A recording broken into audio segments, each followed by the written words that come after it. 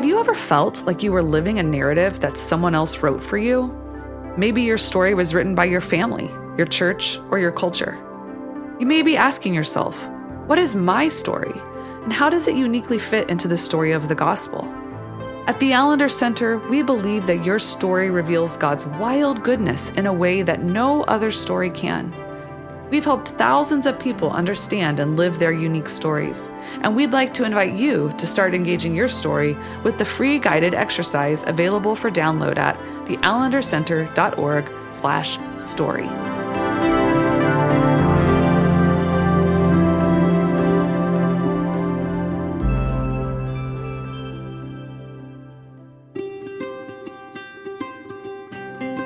Thank you for listening to the Allender Center podcast. I'm Dr. Dan Allender. And I'm Rachel Clinton Chen. We're fiercely committed to providing hope and healing to a fragmented world. And restoration for the heart. Thank you for joining us. Let's get this conversation started.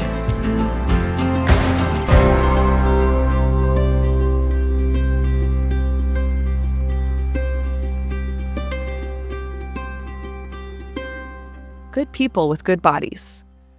We've talked a lot about attachment on the Allender Center podcast, about the role it plays in our development and our healing. And in fact, attachment theory is core to our narrative-focused trauma care methodology.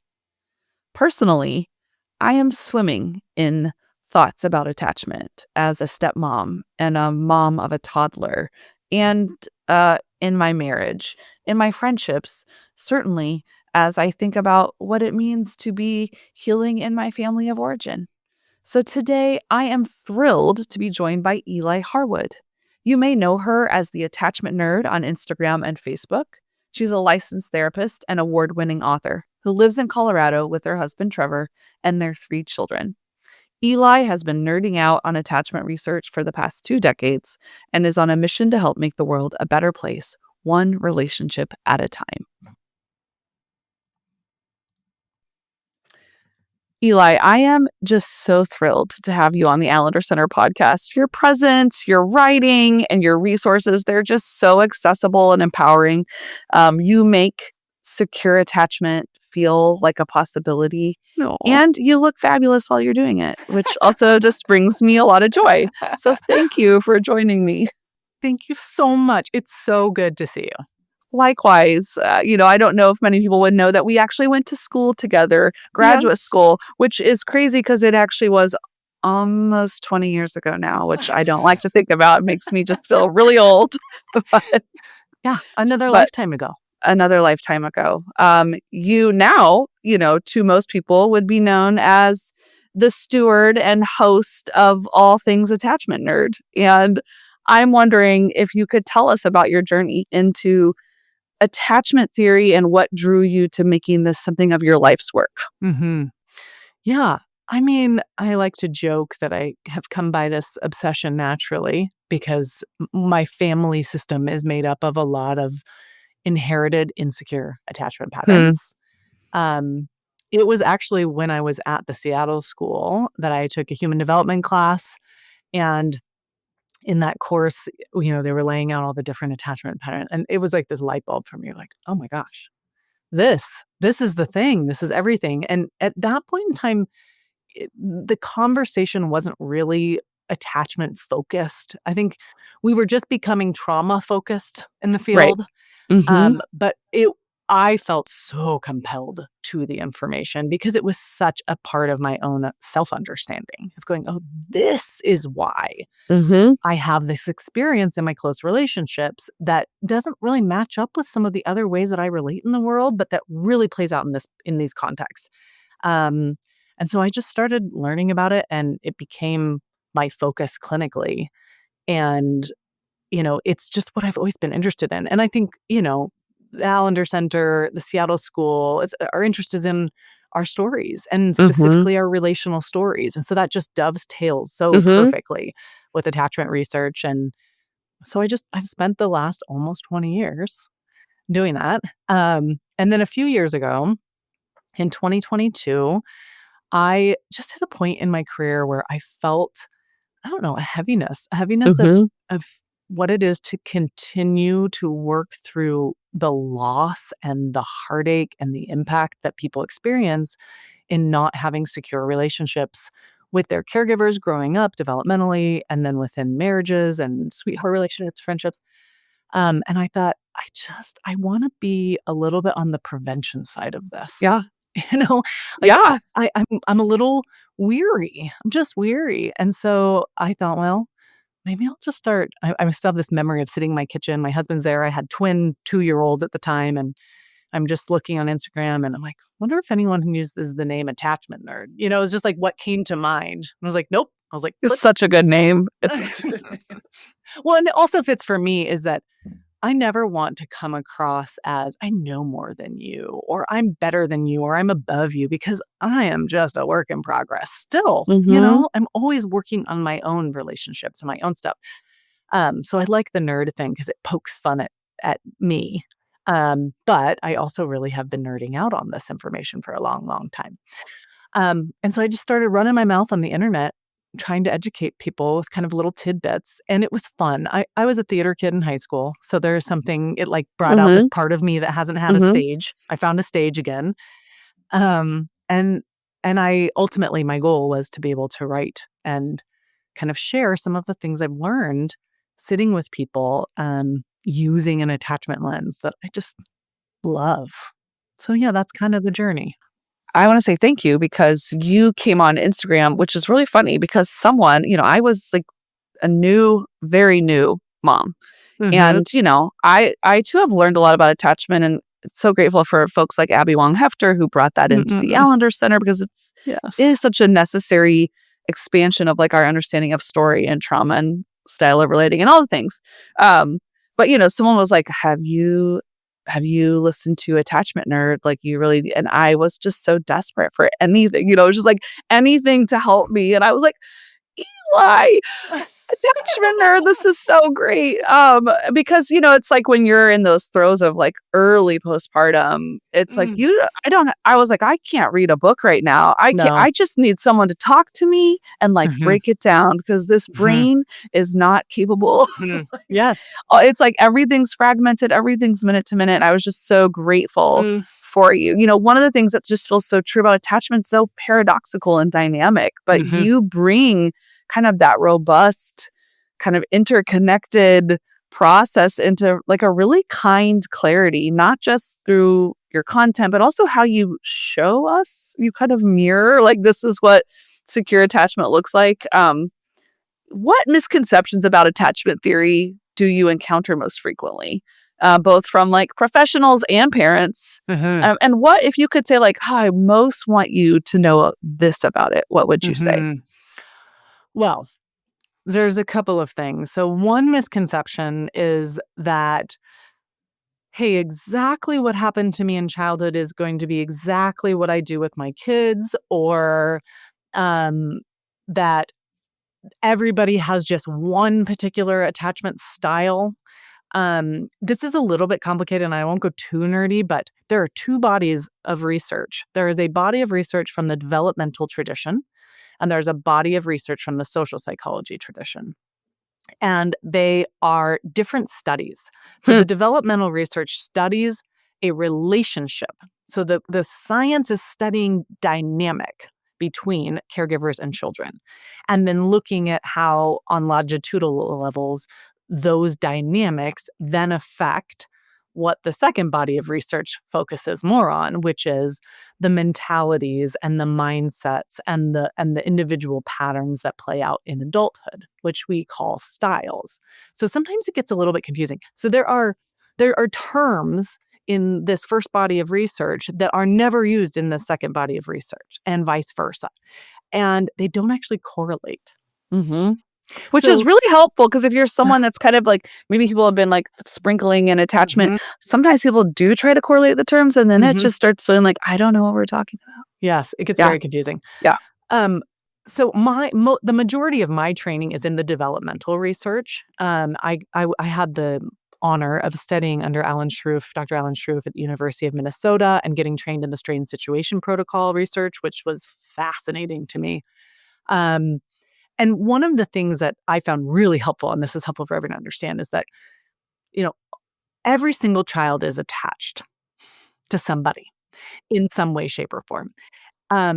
Now, children that have extreme neglect, they are still attached to whoever it is they have. And Right. how they handle that relationship is a coping mechanism. So, as we talk about attachment insecure versus secure, I like to think of it as, okay, this is the best way that you have had up until this point.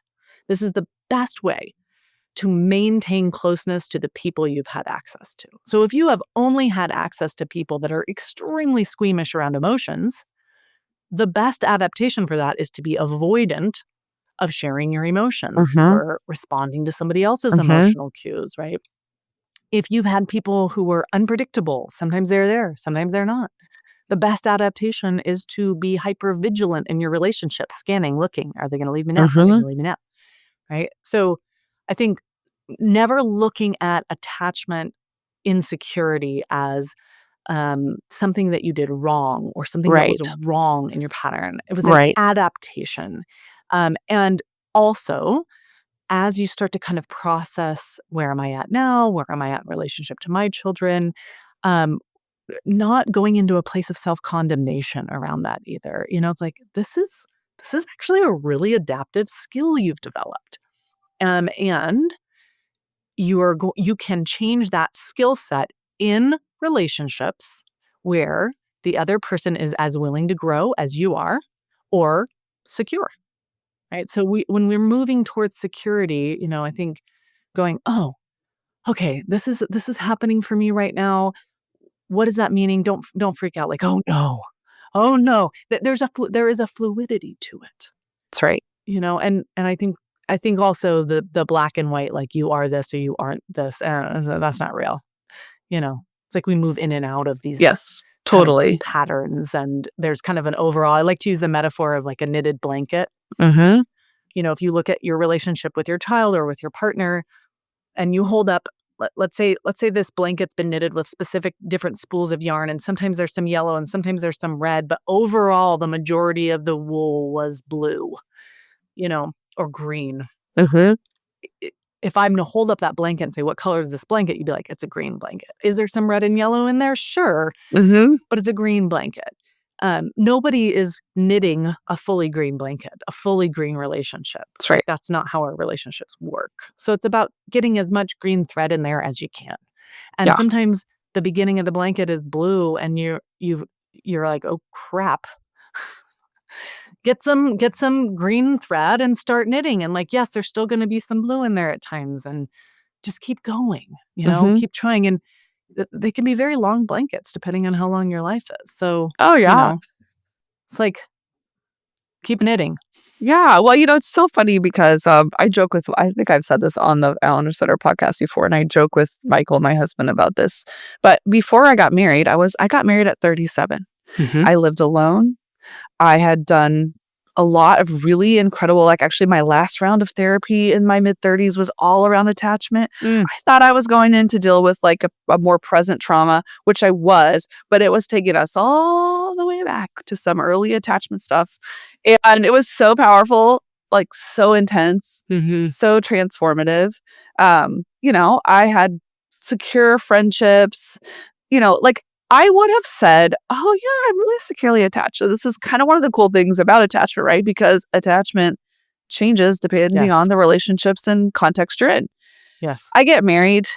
I move across the country. I become a stepmom. This was 4 months before COVID hit. No, Lord have mercy. And I joke in the most compassionate, not non-judgmental, non-shaming way with Mike all the time. What was it like to go from having 2 kids to 3 or like 7, really? Because just like, the attachment wounds, like forming a new romantic relationship, becoming a parent overnight to 2, like older kids who were on the cusp of like pre-adolescence.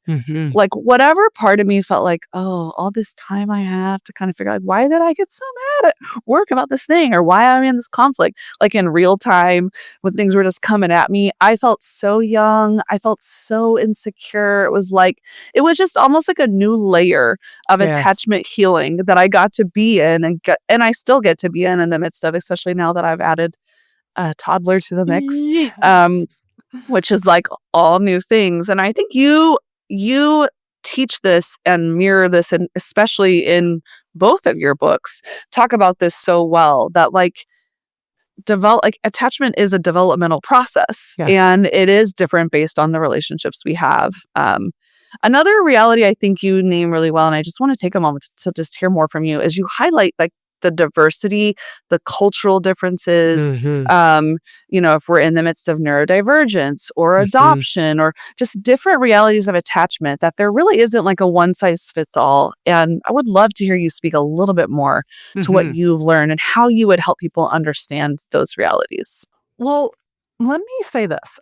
I see attachment as the most helpful human instinct outside of eating, sleeping, drinking water, and avoiding oncoming threats, right? So, because what attachment does for us, both when we're young, but also as grown-ups, is it keeps us in a group. It keeps us Mhm. with other Mhm. people, right? So it's this very primal way that we survive, that we evolve, that we thrive even.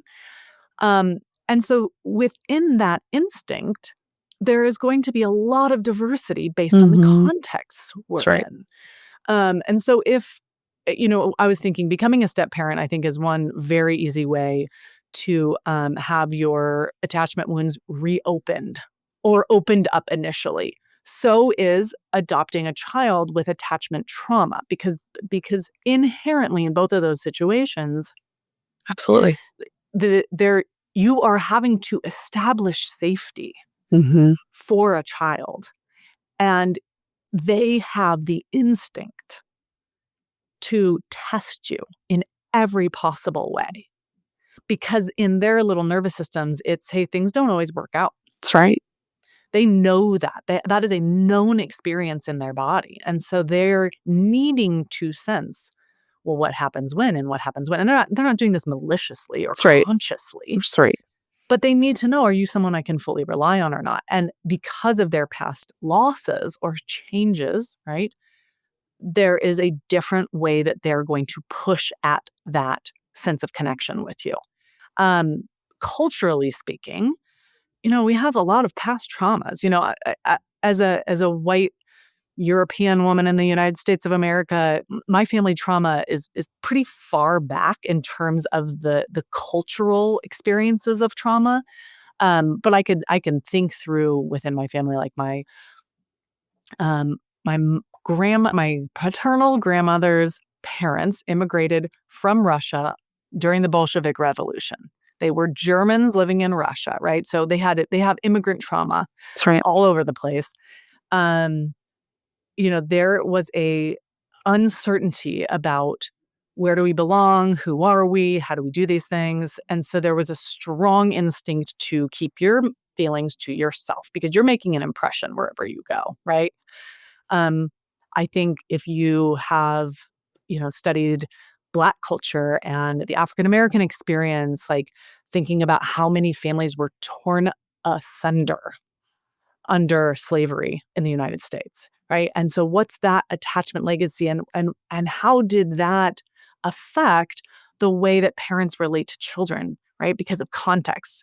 If my child might be taken from me young, early, and they might have to endure certain types of trauma, I'm going to relate differently to my child, not because I don't love my child, but because I love my child.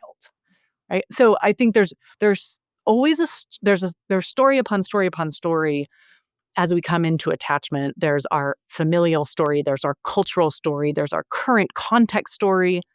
So I think always looking at ourselves and others when we talk about attachment with a lot of nuance. What is the meaning there? Where are you coming from? What I really appreciate about attachment research over time is that it, unlike a lot of science, it continues to be replicated. The studies continue to be replicated. Mhm. And we continue to get new data about how what we think we know is validated across cultures, across, races, genders, adoptive versus non-adoptive. So generally, I feel pretty confident at this point that we can say a couple of things cross cultures, which is that the human instinct to form close relationships as an adaptation is universal. The impact of the quality of the connection in our relationships on our nervous systems and on our life development is universal. The nuance of how that plays out, it looks different in an Asian culture than it's going to look in a European culture. It's going to look different in culture to culture, but within the culture, there are sets of rules that, if you know the culture well, make sense. And the transmission of "I will be here for you" is the core experience of a secure attachment across cultures. So, like, I have friends, who would describe the way in which an Asian parent would feed them, Mm, and yeah. the ritual of transmission of love and support through food. And the key there is that the child understands that that's what's happening. So if I'm in a relationship with someone who's culturally different than me and they're trying to love me with food, I may not receive that love in the same way. I love food. I actually probably would receive it that way. But if I am in that culture and I understand the meaning of it, it gets translated into that relationship. So yes, lots of variance, and there's always more to learn about this. But I would say the core essence of what we know about attachment is it is a human experience. And the experience of either feeling secure with a caregiver or not is a human experience. And it's about what lives in the mind of the caregiver. And in partnership, it's the same thing. It's like, do I live inside your mind? Are you able to see me accurately, hear me accurately, empathize with what is going on for me, make sense of my world with me? And can I do that same thing back in that mutual recognition that we hear about in psychoanalysis? Like, are you with me? Is there a witness here and a quality that I can rely on you? Yeah, I love how you talk about like attachment going both ways, which I think I find hopeful on the days when I'm like, I'm not doing this well. Like, this has impact because I think it is one of those hard things when you are someone who like knows enough to know too much almost, it's like, I keep coming back to how you point out in the research. I've heard this from other people before, like, actually to like form secure attachment, we have to get it right like a third of the time. Like that's good news for me, and I think maybe for other people who would say, yeah, my nervous system's still undergoing a lot of healing. And I have all the best intentions in the world, but I know it's the impact. And it's coming back. It's being able to like, so I love, all right, in the attachment research, one of the most important words we use is attunement, which is the ability to accurately catch the emotions of somebody else and understand them in such a way that they feel felt by you. That's right. The original theorists who were trying to decide what to call this phenomenon, they're watching happen. Yeah. They wanted to call it synrhythmia. Mm-hmm. And I think that's such an interesting, coloring of what it is. Sync and rhythm, synrhythmia, right? The sense that I can get in sync with you. And I think about musicality, it's like when something's off pitch and you're like, oh, I can hear that is, not the tone or whatever. In our relationships, kind of asking the question, like, are we making music together? Is our music clashing? Right. And so what I tell myself is like 30 to 50% of the time, the sound should be resonant between me and the people I love. 30 to 50%. And that would be considered secure. The rest of that time, I don't know, we're busy, we're disconnected, we're trying to get the dang laundry done, we're whatever, or we're missing it. But when we're having those missing moments, that we are attending to them when they come up, that we're able to not overreact or underreact to them, that we're able to go, I hate fighting with you. I really missed that. I'm so sorry. Can I have a do-over? Can I try that again? Or I'm really going to work on that. I see that. Ooh. Yeah. Yeah, it's beautiful. So one thing, I kind of feel like I'm really not trying to be a super fan. You're It's hilarious. just that I am in this stage. Like one of your Instagrams, you said you were just emphasizing it's about connection over control. And for someone who leans towards anxiety, which will always put me a little bit more oriented towards like fear and control, just in my own nervous system. And certainly like I'm learning about my parenting style, especially with teenagers. My husband will be like, okay, so you're moving towards fear, which is why you're wanting to control through fear. There's maybe some other options. I'm like, there are no other options, But like, I had this experience with you. So like, that's become a mantra for me. That's actually just been Oh, like really disruptively, playfully helpful. But I've just I come love back to that. it so many times. But, it's like, you know, the other day I was rushing Evie. She's not even 3 yet. She's about to be 3. It's like these transitions, especially having teenage brothers, it's just like we're constantly like, we've Mm, got to go, we've got to go. But I had just gotten out of meetings to like connect with her and we were playing. And then I was like, all right, we got to mhm. get shoes on. And she just left to go upstairs. And I'm like, she's being disobedient. She's not listening to me. Like I just am instantly moving toward like behavior modification. I have all the grace for myself and why this is happening. Mhm. I'm like, if you don't come back down here, like I'm thinking Uh-huh. through consequences, which again aren't bad. I go upstairs. She's in her room. She's kind of ignoring me, but she's playing with her little pizza. And I'm like, Evelyn Grace Chen, like, we have to go. And she just looks at me and starts crying. And I'm like, okay, I'm missing something here. I don't think this is just about like rebellion or Yes. defiance. Like, connection over control, connection over control. Like, what does she need? What does she need? And I just get down for her and she's like, you want some pizza? And I'm like, oh, God, okay. Like, we still really have to go because your brother's waiting on us. But there was some way I was able to go, she just got to start playing with me. Like she Yeah. wants to keep playing. She knows getting in the car, she has to get in the back seat in her car seat. We're off and running.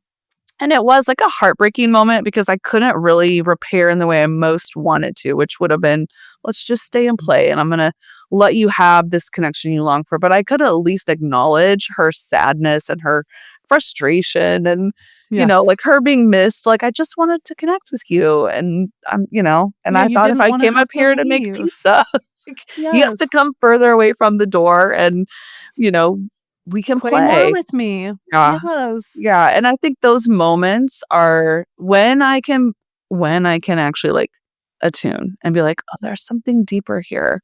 They have actually been very like, she actually did kind of feel like I could see a shift in her just her body, her Mhm. language, Mhm. her kind of resilience to be like, "I'll get in the car for the 72nd time to, like, go pick up my brothers from something."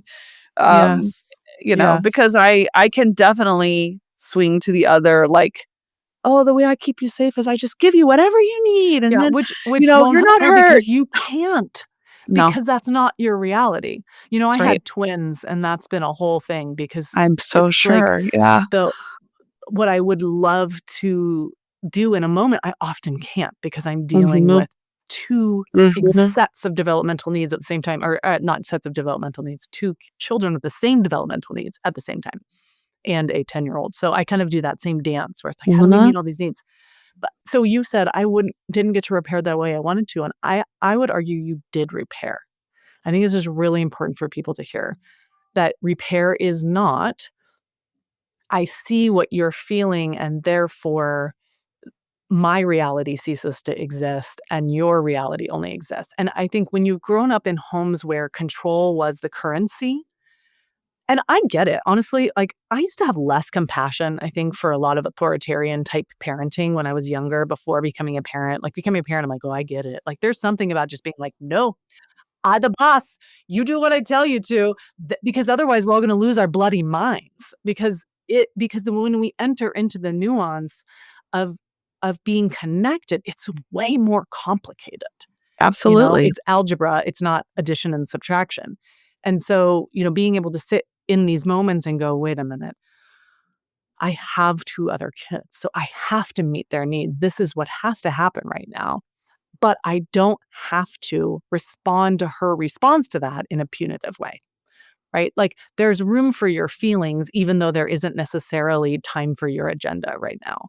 Yeah. And so I'm going to scoop you up. And that's where you get creative. And with a 3-year-old, Mhm. I mean, it's like you run upstairs and you play a chase game and you're like, you put someone's underwear on your head and you're like, the underwear monster is here and I'm kidnapping you to the car. And they laugh and you tickle them while you do it and you get them buckled in. And, you know, they didn't say, yes, I understand fully that you are a responsible parent that needs, that this need is a bit more important than my desire to play. Like, she's not supposed to be able to do that. But I think if you were raised in an authoritarian based home, in a control based home, it feels very foreign to be authoritative. It really does. Because if you're authoritative, you're saying, I trust myself and I care about what you feel. So I'm going to trust the decisions I'm making, and I am in charge of creating synchronicity with you instead of I make the decisions and you better get in sync with my decisions. It's like, I'm going to hold my decisions, but I am in charge of the synchronicity. I'm going to help you get on board with this, even though, it might be trickier or it might take some time or, and I don't know. If you're raising small kids and you aren't having moments where you feel like pulling your hair out and banging your head against the wall, please write a book. Please. Tell me. Anyone out there? Because that's just how it is. But I think that's where attachment research is so reassuring to me, is like, okay, but at the end of the day, do my kids know that I find them delightful and I want them around? Do they know that they can come to me when they are in tenderness or in distress? That's language from the research, in tender or distressing states. Do they know I will be responsive and receptive and soothing to them? Do they consistently sense that I will provide the structure they need in their environment in order to feel safe? And at the end of the day, do they also know that I can be a little cuckoo for Cocoa Puffs when I'm overwhelmed and sensory? Yes, they do know that. I've twice this week, my son has said, I didn't like the way you just talked to me. And both times I was like, you're right. And I just say, that makes sense. I hear you. I was really overwhelmed. We should not have bought chickens before we left on a 2-week road trip. Anyway, side note. Well, and I appreciate, like, you just named, like, structure, right? And you say in your book, structure is nurture's best friend.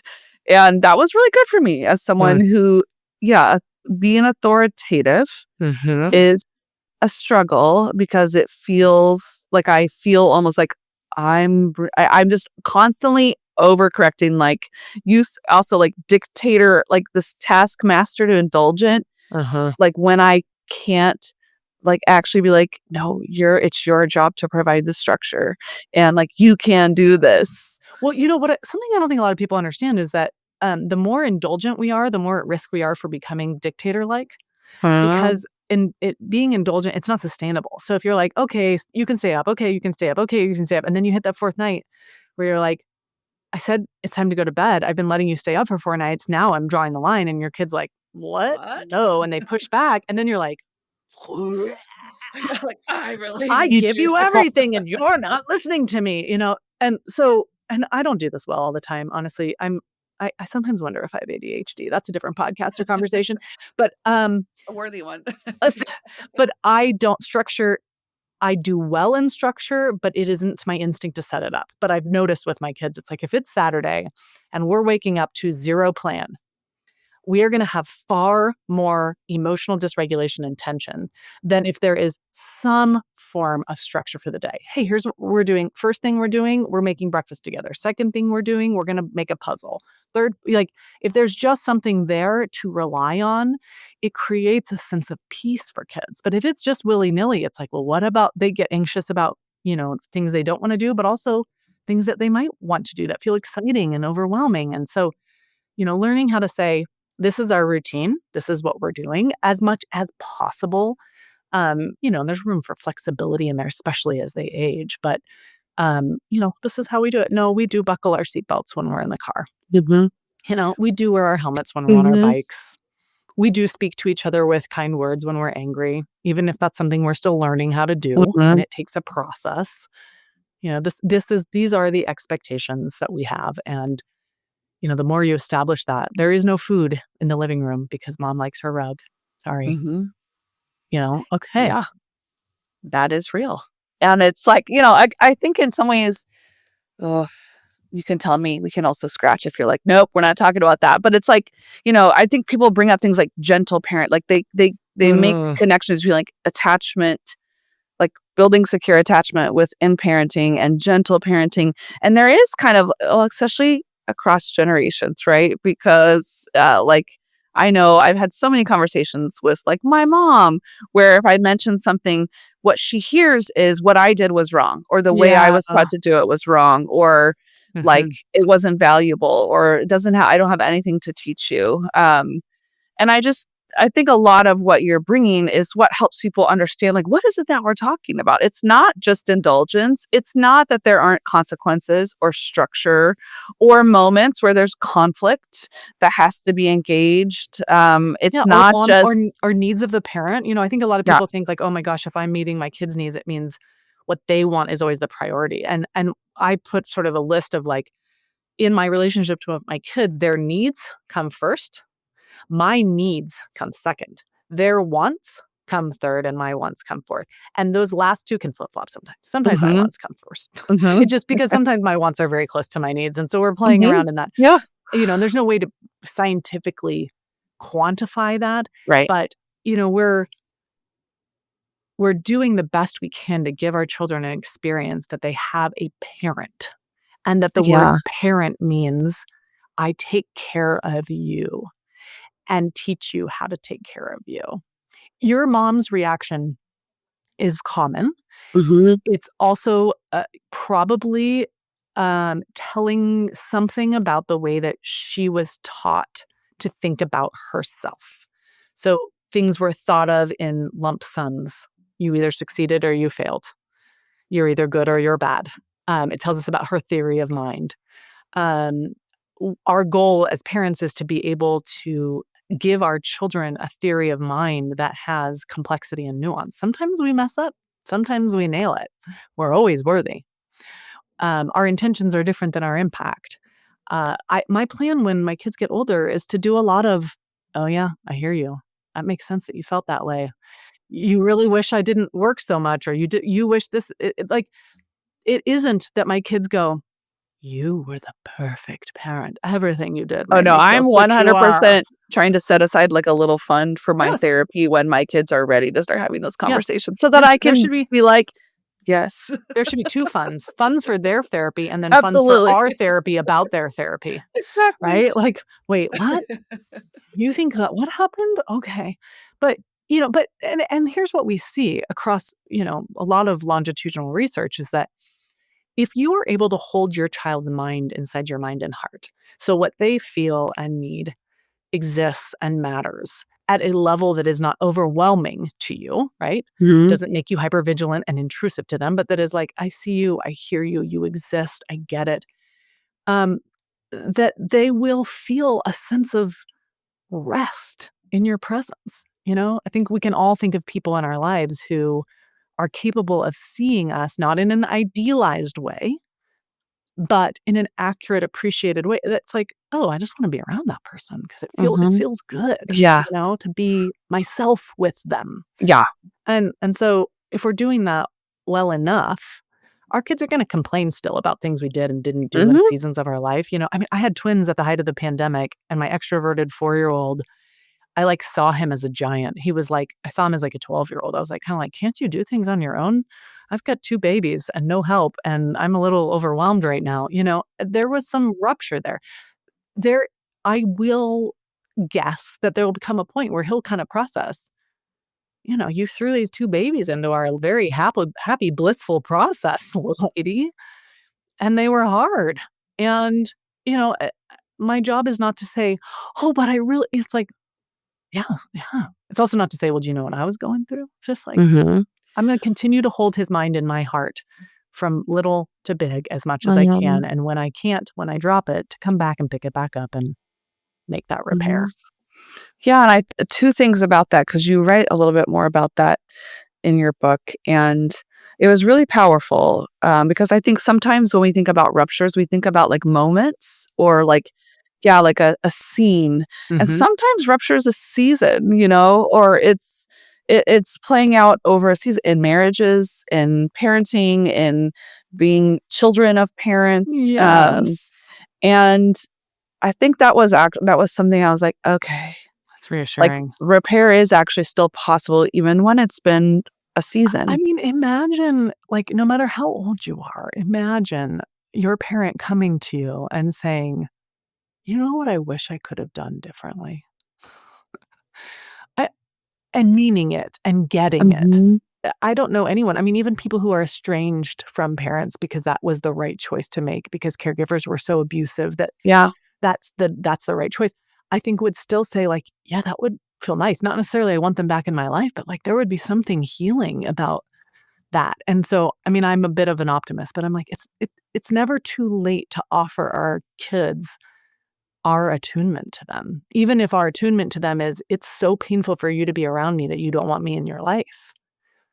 Okay, I'm hearing you instead of trying to convince you you shouldn't feel that way. I think I don't know. There's going to be a lot of repair happening in my life with me and my children throughout the years. I just know Yeah. that. I'm just too human for that not to be Yeah. true. Oh, absolutely. I remember one time Dan said something like, make no mistake about it, like, your children will go to therapy because of your failure of love, because of your humanity, Yeah. but maybe the goal could be that they're, like, not going to therapy for the same reasons you went to therapy. Like, Yeah. maybe we could do Yeah. some, like Like, my hope is that when my kids go to therapy or need to feel feelings about me, that it's just with more clarity, that it's yeah. just easier, like, I had to work through They all have the the language for it's it. like They I had can to, like, beat actually my dad with a stick being like, "That was traumatic what happened. That was traumatic." Like, "No, you were fine. You always knew who you were." "No, Yeah. this is what," and finally, at some point, he's like, "Oh." Yeah. And the goal is that our kids have less labor to do in convincing Exactly. us that what they feel is real and matters, Yeah. you know? Absolutely. And maybe there's a world down the line, years and years from now where our profession becomes obsolete because it exists within communities so regularly that why would you ever pay for it? You can get it anywhere Uh-huh. you need it. But for right now, it's a great resource. It's I think it's the way that we've adapted to our need for community and village that we just don't live in anymore. Yes, absolutely. And, I just want to reiterate what you said. It's never too late because I work with people who are coming to their own healing, as adults and then reflecting back on their parenting and how they Yes. parented, or Yes. especially I work a lot in spiritual abuse, when people have been in kind of religious systems that have said, this is the way to parent. And basically, if you don't, you're harming your kids, you're sinning, you're going to lose relationship with God. You've made Like, your children idols. mhm. You love your children more than you love God if you blah, blah, blah, blah. Oh, yeah. I mean, the number of times I've had to work out through that with folks. Yeah, and I just think for people, like, there's so much grief involved when you can't necessarily go back to your kid's childhood, but there's like, that's the powerful, beautiful I actually think God designed thing about attachment that it has almost like a quantum reality to it, Hmm. like, in our nervous system, you know? I was listening to Sherry Frankie's book. I don't know if you've listened to it, but so Mm-mm. Sherry Frankie is the daughter of Ruby Frankie, who was this internet influencer who abused her Oh, children, got yes, into this okay, like cult yes. dynamics, this whole thing. Um, but I can hear in her like the pain that she's got pain from what happened, but the lingering pain towards the end of her book is her mother's inability to just acknowledge what she did. Mhm. And I think that that's the quantum reality is if we can just say, "Oh, Mhm. this is what happened." And it's not, "I am a terrible person. I failed. I intended this harm." I mean, 99% of us do not intend that harm to our children, and yet we harm them.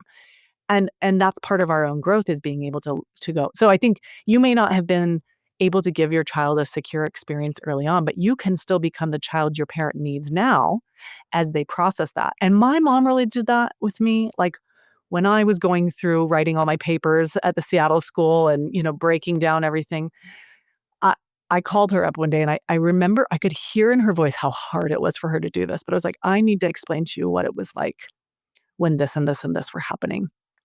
And she was like, "Okay." And she just listened. And she, at the end of the call, said, "I'm so sad that's how you felt," or "I'm so sad that that is what you felt happened," or whatever, however she said it.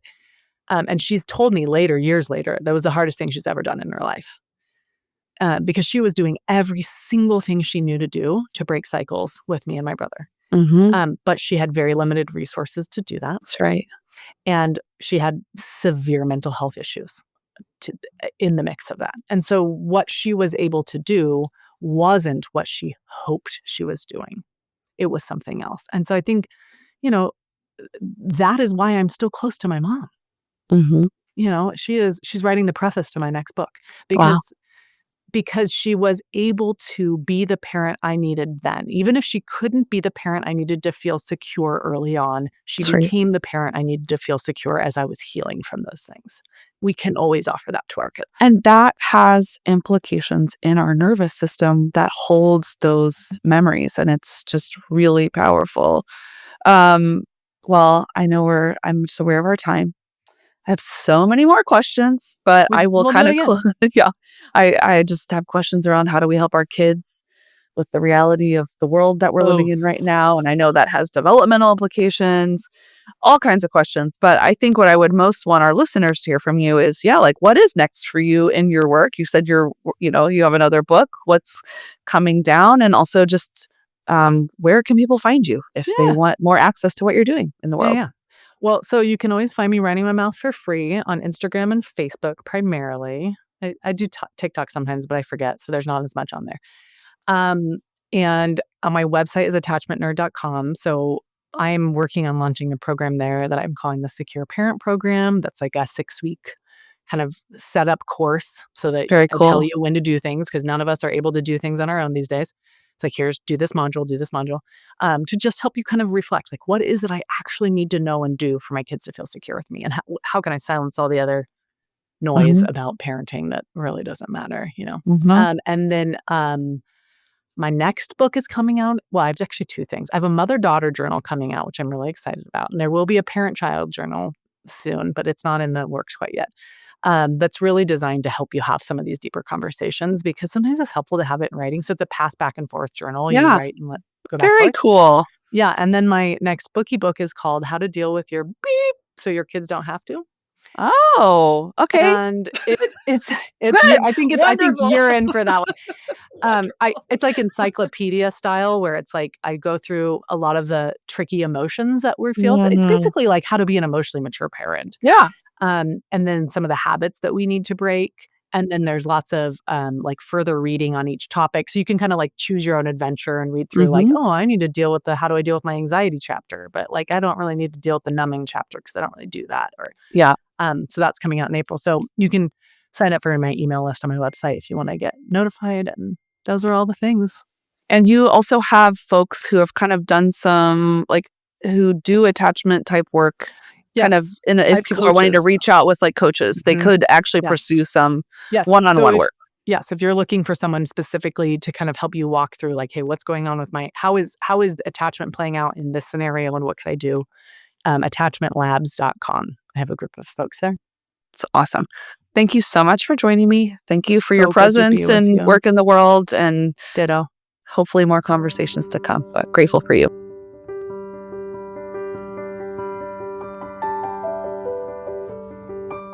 Thank you again for joining us. We hope that the conversations we share with you here on the Allender Center podcast have touched your heart and sparked a sense of hope within you. Our work at the Allender Center is fueled by the support of people like you.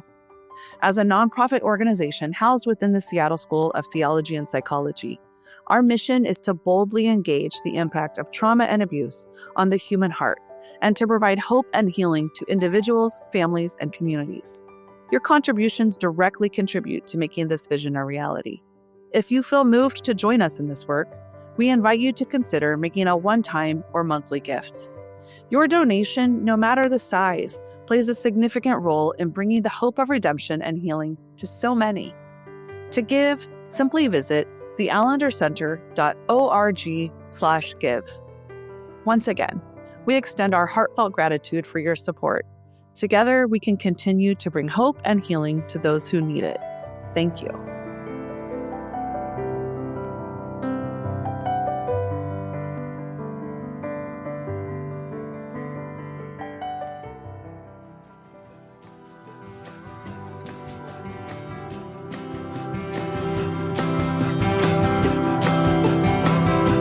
The Allender Center podcast is produced by the Seattle School of Theology and Psychology.